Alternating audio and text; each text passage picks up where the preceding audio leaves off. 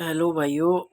मैं एक आज अमर उजाला में एक न्यूज़ छपी है तो उसको मैं पढ़ना चाह रहा हूँ आप सबके सामने। तो आप सब लोग समझना और बिल्कुल आप लोग उसको बताना भी कि क्या होना चाहिए क्या नहीं होना चाहिए। तो टॉपिक है भाई, जाति जनगणना के लिए। तो कोई लिखता है यहाँ पे, जातिगत जनगणना से किसे फ़ायदा होगा।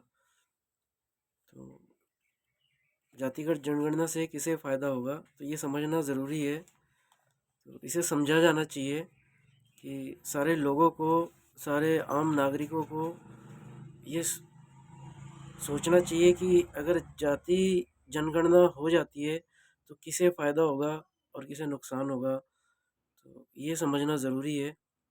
फिर इसके बाद लिखते हैं कि इसके पक्ष में सबसे बड़ा तर्क यही है कि सरकारी नीतियाँ जाति आधारित है। प्रमाणिक आंकड़े सरकार के पास होंगे तो योजना बनाने में लाभ होगा। अब देखो, अगर जाति जनगणना हो जाती है, जैसे कई सारे, जैसे ओबीसी जो है, जनरल जो कैटेगरी है हमारे इंसानों की, जनरल है, ओबीसी है, तो एसटी है, एससी है। तो इन सब में भी कई हजारों हजारों जातियां हैं जहाँ तक मुझे मालूम है। तो इससे क्या होगा, अगर जाति की जनगणना हो जाए तो इसके लिए बड़े बड़े जो संगठन हैं, कई सारे संगठन हैं, उन लोगों ने भी इस आवाज़ को बुलंद करने की कोशिश करी है भाई। तो इससे फ़ायदा एक नई जनरेशन को ये मिलेगा भाई कि अगर जाति जनगणना होती है तो उसके आधार पे गवर्नमेंट को भी बहुत सारा फ़ायदा मिलेगा। उनको भी सारे लोगों के लिए कितना करना है, क्या करना है, इस बारे में वो ज़्यादा उनको प्रॉफिट मिलेगा समझने के लिए, करने के लिए, जिससे हर एक आम लोगों की ज़रूरतों को पूरी करी जा सकती है। इसीलिए जाति जनगणना मेरे हिसाब से, मेरे मुताबिक होनी चाहिए, ये सही है होना। और योजना बनाने में लाभ तो भाई गवर्नमेंट का ही होगा और साथ में जो जनता है, जनता का भी होगा भाई। तो ये सियासत है। तो कोई लिखता है कि जातिगत जनगणना के समर्थन में कई संगठनों ने आवाज़ बुलंद की। 20 फरवरी को उत्तर प्रदेश विधानसभा में सपा ने जातिगत जनगणना का प्रश्न उठाकर नारेबाजी की। इससे पूर्व छत्तीसगढ़ विधानसभा ने भी सर्वसम्मति से एक प्रस्ताव पारित किया। देखो यहाँ पे विधानसभा में भी, उत्तर प्रदेश के विधानसभा में भी जाति जनगणना के लिए आवाज़ उठी है। तो और इसको कई सारे लोगों ने समर्थन भी करा है इसका। तो ये होना भी चाहिए। मैं भाई ये न्यूज़ मैं इसलिए देना चाह रहा हूँ आप सब लोगों तक, मैं इसलिए पहुँचाना चाह रहा हूँ कि सारे लोग भाई न्यूज़पेपर पढ़ नहीं सकते, न्यूज़पेपर हर कोई लेते नहीं है, पहुँचता नहीं है। तो मैं चाहता हूँ कि हर एक गरीब से गरीब जो लोग है, जो जनता है, उनके कानों तक ये बात पहुँचे और वो समझे कि भाई देश में कुछ चल रहा है। तो इसी वजह से मैं ये समाचार पत्र आपको पढ़ के सुना रहा हूँ। जो हो रहा है देश में उसके बारे में आपको बता रहा हूँ। तो इसमें आप लोग अपनी प्रतिक्रिया ज़रूर दें और सुने इसको। और मेरे चैनल को, ऐसी न्यूज़ देखने के लिए मेरे चैनल को सब्सक्राइब कर लो, एक बार कर दो। और पहला ही न्यूज़ पढ़ रहा हूँ भाई, ये अमर उजाला की रिपोर्ट है ये। तो मैं फिर पढ़ना चाहता हूँ कि पारित किया 20 फरवरी को विधानसभा में नारेबाजी की सपा के कार्यकर्ताओं ने, सपा के विधायकों ने, सदस्यों ने। तो सामाजिक न्याय मंत्री रामदास अठवले ने इसका पुरजोर समर्थन किया। जो सामाजिक न्याय मंत्री है, रामदास अठवले नाम है उनका, तो इनने उनका पूरा समर्थन करा। पक्षधारों का मानना है कि इससे अलग अलग जातियों का समग्र आंकड़ा सरकार के पास होगा। और ये सही भी है कि हर एक जाति के बारे में सरकार के पास पूरी जानकारी रहेगी कि किस जाति में कितने लोग बसे पड़े हैं, उनके लिए क्या कर सकते हैं। सरकार के पास होगा, जिससे पता चलेगा कि किस जाति समूह के लिए कितना और क्या करने की आवश्यकता है। 14वीं लोकसभा में इस पर काफ़ी हंगामा हो चुका है। पिछड़े वर्ग के नेताओं ने जाति के आधार पर जनगणना बायोमेट्रिक चरण में करने का ऐतराज़ किया है। दरअसल जनगणना के कई चरण हैं और बायोमेट्रिक चरण सबसे कठिन है। पूर्व यूपीए सरकार के मंत्री समूह ने जाति आधारित जनगणना कराने का ऐलान किया था। विरोधियों का जो तर्क था, जो विरोधी वो तर्क कर रहे थे कि इस प्रकार से यहाँ प्रक्रिया पूरी होने में 100 वर्ष लग जाएंगे। देखो, अब अगर बात सही कहते हैं कि कोई अगर कुछ करना चाहे तो पूरी कायनात उससे उसको उस चीज़ से मिलाने के लिए जुट जाता है। और जो विरोध करने वाले होते हैं, जो सही का जो विरोध करने वाले होते हैं, उनकी सोच, उनकी मानसिकता ही कुछ अलग है कि वो लोग कहते हैं कि इस प्रक्रिया को पूरी करने में अगर जाति जनगणना की जाए तो इस प्रक्रिया को देश में पूरे होने में 100 वर्ष लग जाएंगे। भाई मैं तो कहता हूँ ऐसा कौन सा पढ़ा लिखा भाई जो विरोध विरोध कर रहा है इस चीज़ का, ये बात को कह रहा है कि 100 वर्ष लग जाएंगे। मैं उस भाई से कहना चाहता हूँ कि भाई थोड़ा अपने दिमाग पे जोर डालो। 100 वर्ष कुछ नहीं होता भाई। 100 वर्ष में तो बहुत कुछ हो जाएगा भाई। तुम भी मर जाओगे, तुम्हारे बच्चे भी मर जाएंगे, उसके बच्चे भी, दूसरी पीढ़ी तीसरी पीढ़ी आ जाएगी भाई 100 वर्ष में तो। और तुम कहते हो कि जाति जनगणना में 100 वर्ष लगेंगे भाई। ये कुछ ही महीनों का गेम है, कुछ ही महीनों का खेल है। तो जाति जनगणना हो सकती है, कोई बड़ी बात नहीं है। और सुनो, जैसे कि मतदाता पहचान पत्र देने का 15 वर्ष पुराना फैसला अभी तक पूरा नहीं हो पाया है। देखो, जैसे कि मतदाता पहचान पत्र देने का 15 वर्ष पुराना फैसला अभी तक पूरा नहीं हो पाया है, तो सरकार किस हद तक काम कर रही है ये तो अंदाज़ा लगाया ही जा सकता है भाई। महाराष्ट्र के महात्मा फुले समता परिषद की ओर से उच्चतम न्यायालय में एक जनहित याचिका दायर कर कहा गया है कि संविधान के अनुच्छेद 340 के तहत अन्य पिछड़े वर्गों के कल्याण को आगे बढ़ाना सरकार की जिम्मेदारी है। इसलिए उनकी ठीक संख्या का पता न लगाना संविधान के अनुच्छेद 14, 15 और 340 का उल्लंघन है। मगर ये करेगा कौन उन पे, ये धारा लगाएगा कौन? खुद ही सरकार है, खुद ही मालिक है, तो मालिक पे धारा कौन लगा सकता है? खुद ही धाराओं का मालिक है वो। तो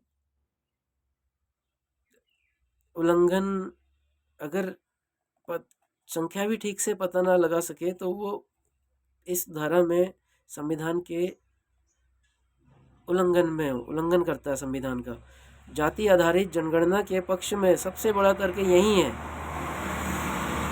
कि सभी सरकारी नीतियां जाति आधारित है। अब एक बात आप लोग ये समझना मेरे भाई बहनों, आप सही से इसको समझना कि सरकार की जो भी नीति बनती है आम जनता के लिए, पूरे देशवासियों के लिए जो भी नीतियाँ बनती है वो जाति पर आधारित है। वो जाति पर वो लोग आधारित करते हैं, उनको आंकते हैं जाति के आधार पे कि किसको क्या दिया जाए, किसके लिए, कौन सी जाति के लिए क्या नीति करा जाए, किसको पढ़ाया जाए, किसको मुआवजा दिया जाए, किसको इतना आरक्षण दिया जाए, ये सब जाति के आधार पे करा जाता है। और सुनो, आरक्षण भी जाति के आधार पर दिया जाता है। नीति आयोग और उससे पूर्व योजना आयोग जाति के आधार पर योजना बनाता आया है। इसलिए जाति की जनगणना से प्रामाणिक आंकड़े सरकार के पास होंगे तो योजना बनाने में लाभ होगा। अगर सबको आप सब मतलब हमें पता लग जाए कि हमारे गांव में कितने लोग हैं, तो और सरकार से हमें अगर कुछ आ रहा है और हमें पता है कि हमारे गांव में 1500 लोग हैं और इतने पैसे आ रहे हैं या ये नीति आ रही है, तो हम आराम से, अगर आंकड़ा हमारे पास गांव की संख्या हमें पता हो तो उस चीज़ को आराम से हम डिवाइड कर सकते हैं, उसको हम बांट सकते हैं, उसको हम कर सकते हैं। तो ये हमें प्रॉफिट मिलेगा अगर जनगणना होती है तो। इसलिए जाति की जनगणना से प्रमाणिक आंकड़े सरकार के पास होंगे तो योजना बनाने में लाभ होगा सरकार को। यहाँ मांग काफ़ी पुरानी है। आज़ादी से पहले ब्रिटिश राज में भारत में जाति आधार पर जनगणना होती रही है। 1931 तक जातियों की गिनती होती रही है। सन 1931 तक जातियों की गिनती होती रही है। जब ये अंग्रेजों का, ब्रिटिश का जब शासन था, शायद उस समय की बात है ये। 1931 तक वो जातियों की गिनती होती रही है। 1941 के बाद ऐसी कोई गिनती नहीं हुई है। भले उसके बाद सरकार कांग्रेस की आई हो, सरकार में कांग्रेस रही हो, तो उस 1941 के बाद ऐसी कोई जनगणना नहीं हुई है जातियों की। आगे सुनाता हूँ मैं आपको। जाति आधारित जनगणना कई विवादों में फंसी रही है। 1901 के बाद कई जाति समूह जनगणना करने वालों से अलग कास्ट स्टेटस भी मांग करने लगे। वंश परंपरा का हवाला देते हुए कुछ जातियों के लोग खुद को ब्राह्मण, अब देखो बात है कि ब्राह्मणों की, जो आज हमारे देश में जो शासन कर रहा है, मैं तो कहता हूँ कि भाई ये सारी बात समझनी चाहिए। ये सारे जातियों के आधार पे जो ऊंचे ऊंचे स्तर पे लोग बैठे हैं, जो जैसे ये सारे लोग देश में बिल्कुल जो भी स्थिति कर रहे हैं वो सही नहीं कर रहे हैं। अब वंश का हवाले देते हुए कुछ जाति के लोग खुद को ब्राह्मण, कुछ जाति के लोग सारे प्योर ब्राह्मण भी नहीं है, अपने आप को ब्राह्मण कह दिया, बना लिया, खुद को ब्राह्मण वर्ग में शामिल करने की मांग करने लगे। कुछ जातियों को क्षत्रिय एवं वैश्य साबित करने के लिए प्रयास होने लगे। अब समझ रहे हो, जो ब्राह्मण वर्ग में शामिल हो गए, जो जिनने ब्राह्मण वर्ग में शामिल होने के लिए अपनी आवाज़ उठाई, ब्राह्मण वर्ग में शामिल हो गया, फिर वहाँ से उनका वो काम शुरू हो गया देश में जातिवाद फैलाना। जो क्षत्रिय और वैश्यों को वैश्य साबित करने, मतलब छोटे जात बनाने में, ऊंच नीच बनाने में लग गए वो। और वो काम ही कर रहे हैं, जो ब्राह्मण बैठे हैं वो ब्राह्मण लोग ही कर रहे हैं, जो कि पूरा प्योर, जो पूरा प्योर ब्राह्मण भी नहीं है भाई। कई कई सारे जाति के लोग ब्राह्मण बन गए भाई। तो आज वो मज़े कर रहे हैं भाई, बैठ के लोगों के साथ खिलवाड़ कर रहे हैं, देश के साथ इतना बड़ा धोखाधड़ी कर रहे हैं भाई। तो मैं तो चाहता हूँ भाई कि ये बिल्कुल जाति जनगणना हो। तो अब यहाँ जाति के आधार पर श्रेष्ठता तय करने का दौर था। जाति के आधार पर श्रेष्ठता किसी की तय कर रहे हैं। अब ये सोच लो जनता की, अ, आप में अगर कितना भी हुनर हो तो आपको वो मायने नहीं रखती, वो मायने नहीं रखती आपके लिए। अगर आपकी जाति बड़ी हो और आपको कुछ नहीं, कोई हुनर भी कुछ नहीं, आपके पास कोई टैलेंट नहीं है, कुछ नहीं है, मगर फिर भी आप बड़े हो, फिर भी आप बड़े हो, मगर अगर कोई हुनर आपके पास है और जाति से आप छोटे हो, तो आपके लिए वो हुनर कोई मायने नहीं रखती है। तो मैं ये बताना चाहता हूँ सब लोग, ये थोड़ा सोचने वाली बात है भाई। तो यहाँ जाति के आधार पर श्रेष्ठता तय करने का दौर था। आज जाति किसी समूह के पिछड़ेपन की निशानी भी है। कई सारी ऐसी जाति है जो बहुत बहुत पिछड़ा हुआ रह गया अभी तक। पिछड़ा हुआ जनता, मैं ये बताना चाहता हूँ कि पिछड़ा हुआ मतलब वो सारे सरकारी योजनाओं से दूर है, अपने रोजी रोटी अपने मर मर के कमा रहे हैं। कोई रोजी रोटी किसी की चल रही है, किसी की नहीं चल रही है। तो यही पिछड़ेपन की निशानी भी है। मंडल आयोग ने गैर हिंदू समुदाय में भी विद्यमान पिछड़ी जातियों का वर्गीकरण किया है। मंडल आयोग ने गैर हिंदू समुदाय, जो हिंदुओं में नहीं आते हैं, जो हिंदुओं के अलावा जो समुदाय और है, आदिवासी है, कई सारे जातियां हैं, मुझे उतना पता नहीं है क्योंकि मैंने अभी पढ़ा नहीं इसके बारे में। तो जब मैं पढ़ूंगा तो इसके बारे में भी मैं बिल्कुल आपको बताऊंगा भाई। तो मंडल आयोग ने गैर हिंदू समुदायों में भी विद्यमान पिछड़ी जातियों का वर्गीकरण किया है इसमें। मंडल आयोग जो हमारे देश का बना हुआ है, तो हिंदू समुदाय जिसके कारण कई मुस्लिम, सिख, ईसाई समुदाय को भी पिछड़े वर्ग में शामिल कर उन्हें, अब देखो, हिंदू से जो अलग है, सिख, ईसाई समुदाय को भी पिछड़े वर्ग में शामिल कर उन्हें भी आरक्षण की श्रेणी में शामिल किया था। पिछड़े वर्ग के नेता मानते हैं कि उनकी आबादी लगभग 60% है। जो पिछड़े वर्ग के नेता हैं वो मानते हैं कि उनकी आबादी लगभग 60% है। जाहिर है कि जातिगत जनगणना नए राजनीतिक समीकरण बना सकती है। भाई बिल्कुल बना सकती है, बिल्कुल बना सकती है भाई। अगर जाति की जनगणना हो जाए तो मेरे भाई, मैं सारी जनता, तो राजनीतिक जो समीकरण है वो बन सकती है बिल्कुल, और अच्छी और बेहतर बन सकती है भाई। इसीलिए मैं हमेशा जोर दूंगा और सारी जनता से मैं ये बोलना चाहूँगा कि हाँ, ये इसका समर्थन करिए आप लोग। जाति जनगणना होनी चाहिए, जिससे हम लोगों को ही लाभ मिलेगा। अब नीतीश कुमार ने केंद्र सरकार को कर्पूरी फॉर्मूले पर अमल करने का सुझाव दिया है। फिलहाल केंद्र द्वारा अति पिछड़ों के लिए अलग से आरक्षण कोटे का बंटवारा नहीं किया गया है। समझो, मुख्यमंत्री रहते हुए कर्पूरा ठाकुर ने 12% का कोटा अति पिछड़ों के लिए लागू किया था। मुख्यमंत्री रहते हुए कर्पूरी ठाकुर ने 12% का कोटा अति पिछड़े जो सबसे जो है ही नहीं, जो भाई जो हमारे इंडिया के नक्शे में जो गरीब जो पिछड़े जो वर्ग के लोग हैं, जो है ही नहीं, उनको जो मानते ही नहीं है, उनके लिए उन्होंने 12% का कोटा अति पिछड़ों के लिए लागू किया था, जिसका बड़ा विरोध उन्हीं के जनता पार्टी ने किया। देखो, अगर गंदे काम कोई गलत फैसला लेता है तो उसका पुरजोर विरोध होता है, और उससे क्या होता है कि सामने वाले को नुकसान पहुंच जाता है। तो और उसके लिए उनकी पार्टी के लोगों ने ही उनका विरोध किया और उन्हें मुख्यमंत्री पद गंवाना पड़ा। एनडीए सरकार ने अक्टूबर 2017 में अति पिछड़े वर्ग के अंतर्गत सामाजिक न्याय सुनिश्चित करने के लिए उद्देश्य से रोहिणी आयोग का गठन किया था। वर्तमान में ओबीसी में मौजूदा 5,000 जातियों को उप वर्गीकृत करने के लिए कार्य को पूरे करने की जिम्मेदारी उसे दी गई थी।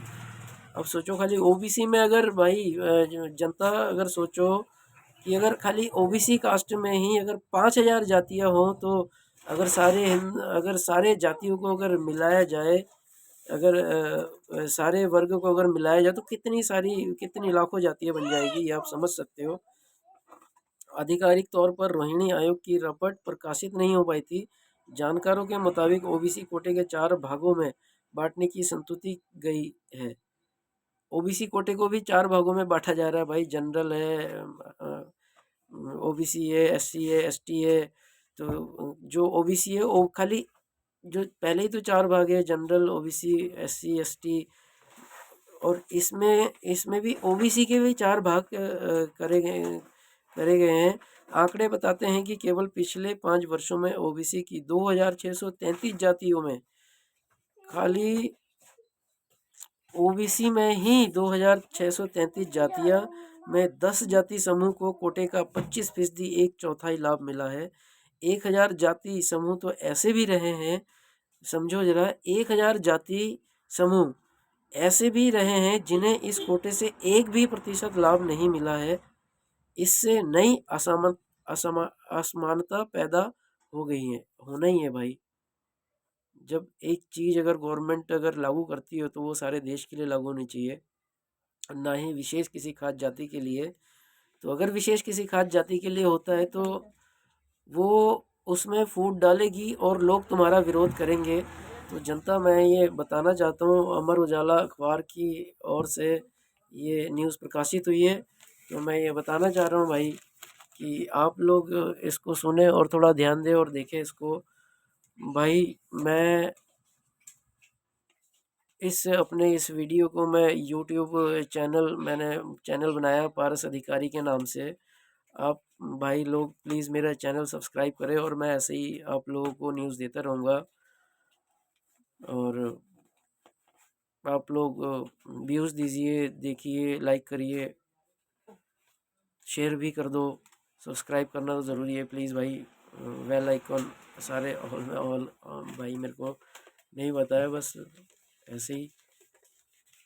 ठीक है भाइयों, जय हिंद, जय भारत।